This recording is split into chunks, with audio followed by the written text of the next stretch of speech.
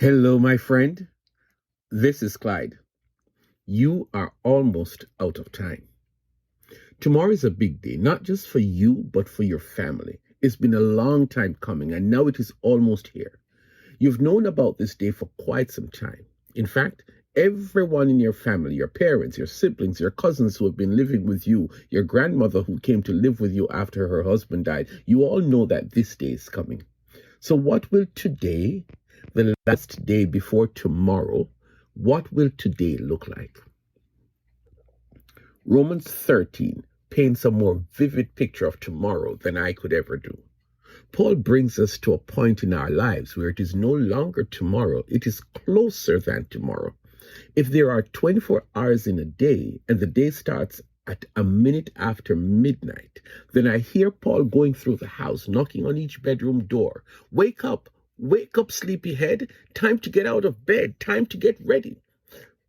There are those who will roll over and look on the clock and ask, can I just sleep for 30 more minutes? Or someone is awake, but they are barely out of the bed. Paul is driving a sense of urgency into our minds because, as he says, our salvation is nearer now than when we first believed. Let's listen to him. He's talking about the coming of the Lord when he will come back to take his children away, and he poses a scenario. How long have you been a Christian? How long have you been hearing that Jesus is coming soon? A long time, right? Well, Paul is saying today is saying it is almost here. Elsewhere, he elaborates on the closeness of the second coming by talking about a bunch of things that will happen as that great event gets closer. That's a clear message to us that we are about to experience Jesus' return.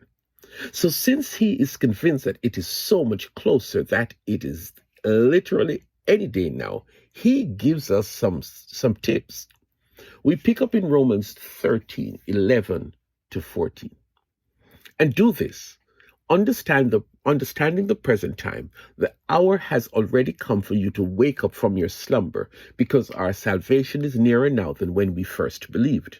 The night is nearly over, the day is almost here, so let us put aside the deeds of darkness and put on the armor of light. Let us behave decently as in the daytime, not in carousing and drunkenness, not in sexual immorality and debauchery, not in dissension and jealousy. Rather, clothe yourselves with the Lord Jesus Christ, and do not think about how to gratify the desires of the flesh. He speaks with a strong sense of urgency. Stop and act. You heard this message a long time ago. Jesus is coming soon. Well, it is one day closer, which means that it can happen any minute now. Here is what you need to do. He uses the day and night imageries to drive home his point. If the night is nearly over and the day is almost here, then there has to be some major adjustments. There are activities of nighttime that are completely different from daytime. At this point, Paul is saying, stop doing the nighttime activities and immediately start doing daytime activities. You really don't want Jesus to come and catch you doing nighttime activities. No, sir. Nighttime facilitates indecency. Nighttime fosters desires of the flesh. Nighttime is when many of us as Christians dabble in sinful activities. Nighttime is when we feel that we are not among our Christian brothers and sisters, and so we can take chances and do the things that we know we are not supposed to do, but we indulge anyway because we have time to stop, clean up before Jesus comes, or so we think. What are those things?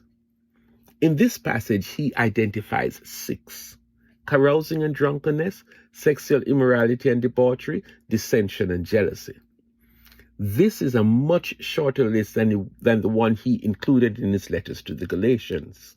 Whereas in the Galatians letter, he elaborated and gave a more extensive list. In Romans, he mentions a few.